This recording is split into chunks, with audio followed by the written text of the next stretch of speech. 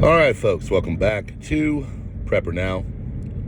Today we're going to be talking about this meeting between Zelensky and Trump and all of the people in tow from Europe. They're going to be coming along to talk about a potential end to the Russia-Ukraine war. And we're waiting for it. It's been a long time coming, but we need to have a resolve to this way too long this protracted conflict.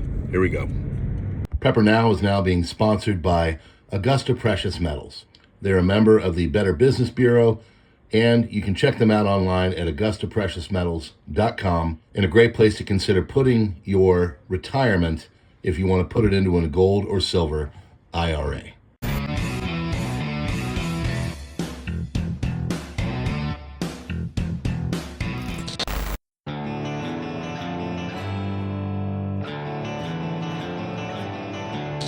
Welcome to PrepperNow. Please, Lord, help me get one more. All right, friends, thanks so much for being here. So let's recap everything. Let's start with the meeting between Putin and Trump. Of course, it did not come out with a explicit end or ceasefire or anything, but basically Putin said, instead of a ceasefire, I want to end this whole thing. So let's just talk from a country standpoint of the two. Now, the Westerns are going to say, oh, well, they've lost 20,000 people in a month, and I don't know about all of that. There's this whole story going around now that the longest shot ever ever recorded on the battlefield happened by a Ukrainian sniper, and it was just anyway. If you know the way the Earth is, if you know science, if you know atmosphere, if you know gravity, if you know the Coriolis effect, these are all, maybe it happened, maybe it did, but it's really kind of in this fantasy world kind of push on everything. Everything in this thing is like image. And so when I started to hear about this shot that, supposedly happened, and maybe it did, started to kind of tell me think that we're at a point where they want to just like psychologically boost people and make everybody feel good. But in the background and in the meantime, there are people dying, casualties are affecting civilian, populations, and it's just not good. It's a war. It's terrible. It's the worst thing that humans do. So now we've got this possibility for a ceasefire. All right, great. Or at least a war's end, actually, really. And all these European leaders are coming in tow, and they're, joining along, and they're going to come in and put their 2 cents. And from what I've read in the limited amount this morning, as I got updated and did my thing, the Europeans want basically Ukraine to join NATO, and they want them to be a part of Europe. And there's this kind of boogeyman belief of Putin that once he rolls through Ukraine, he's going to move on to the Baltics and then greater Europe. He's going to try and make Russia great again. If you ask the Russians, they're just saying, hey, we thought that there's a little too much of an encroachment. It's not even really an Article 5 thing. Russia just really doesn't want all the weapons and, long-range missiles on their border. They don't want the troops. They don't want the missiles. They don't want the potential on their border. They want a buffer zone. Okay? So if you know your history and the way things have gone over the last, gosh, 91, 35 years, then you know that the encroachment in NATO has pushed further and further eastward. Warsaw Pact countries have fallen like dominoes and joined. So Russia doesn't want that, okay? For better or for worse. And they saw Ukraine, in their mind. I'm just telling you what they're saying. And again, like, I'm not on either side of this. I'm not like, go Russia. I'm not go Ukraine. I'm like, let's end the war. And that's all of my war documentation has been about. I'm not going to sit here and blame. I mean, it takes two parties to tango. And both sides are to blame, in different ways. Russia attacked Ukraine. Absolutely. But there was a lot of things going on in these different oblasts that were affecting the native speakers of Russian. And if you know kind of what the details are of these deals, one of them is they want to allow and say that basically Russian can be an official language of Ukraine, which has been banned. So just stuff like that. It's there's some ethnic deals going on and everything else. All right.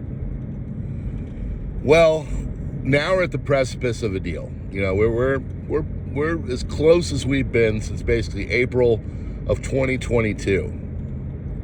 So you're talking over 3+ years ago, almost 3.5. We need this deal to go down. We need it to stop affecting our stockpiles of weapons. We need to stop affecting our security. We need to stop affecting the populations of Europe. We need it to stop affecting basically everything. And we need to focus. We do need to focus on what will be the next major war. And that is going to be one with China.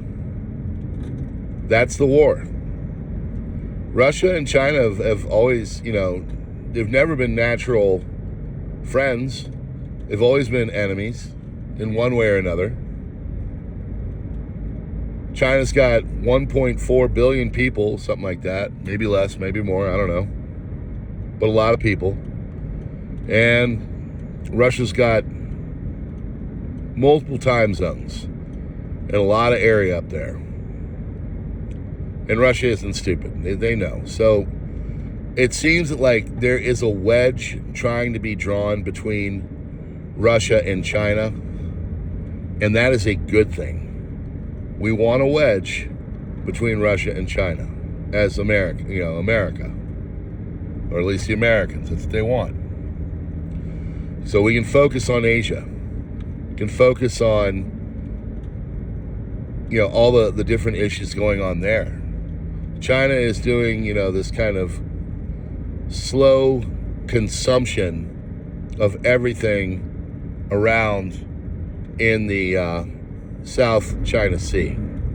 They're messing with the Philippines. There's all kinds of issues last week with the Coast Guard. They're messing with other, places like Vietnam. They're, every day. I mean, I think they stopped documenting it, but they're doing these passes and these encirclings of Taiwan, and just applying their soft power. Well, eventually, they're going to get so strong that they're going to be able to dictate what they want. Yesterday it came out, they've got the 80th anniversary of World War II coming for their Sino-Japanese War, as basically they call it. And it's, I think, 2 weeks away. It's late August, 1945 to 2025. It's the 80th anniversary. They're unveiling this coast killer that they basically are touting, and it's the technology and everything that Russia has on their Poseidon. This is called a XLUUV, and it's an underwater vessel that can travel for thousands of miles, knots, whatever you want to call it. And if this thing, it's nuclear tipped, and if it hits a coast, can supposedly cause a like nuclear tsunami. And everybody's freaked out about it now. And they're going to be unveiling this thing on the 80th anniversary in this military parade that they're doing. Yes, America's not the only place where we do military parades. Other places do it too, and it's a show of force, you know. So if we keep focusing on other things as a country, focusing on Europe, focusing on the Middle East, I haven't even touched that, the real issues are going to go unnoticed. And you better believe that China is biding its time. It is accumulating all of its war needs, because, I mean, the mentality is not to attack. The mentality is to scare off and to be so strong that nobody tries it. That's just War 101. That's nation state 101. Be secure. I mean, think of your homes. Do you leave your front door open and no way to protect yourself? No. You have all kinds of things to protect yourself. You have trail cams. You've got warning systems. You've got alarms. You've got, you know, safes with things in them, that kind of stuff. You're not stupid. You know the potential. Well, that's all that China's doing. They're coming up in the world. They're about, you know, in their mind, they're the big dog now, and America is the antiquated world leader that's dying a slow death, and they're aiding and abetting in that. We need to focus. We need to focus on China. We need to focus on truly doing things that make America better, whatever kind of terminology you want to do. We've been far too long focusing on all this other periphery crap that doesn't affect us. Marjorie Taylor Greene is really kind of going after all these things going on with our friends in the Middle East. You know, questioning. There's a lot of people. It's funny. You know, it's making strange bedfellows. There are people that are really kind of sick and tired of the pass that a certain country has gotten in the Middle East.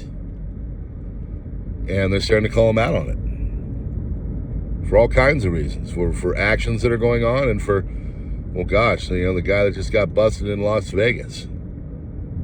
All kinds of stuff like that is going on. We need to focus. We need to focus on what is going on at home, what's going on around us, and the potential geopolitical threats that are all out there that are just going untouched, unlooked at, undealt with.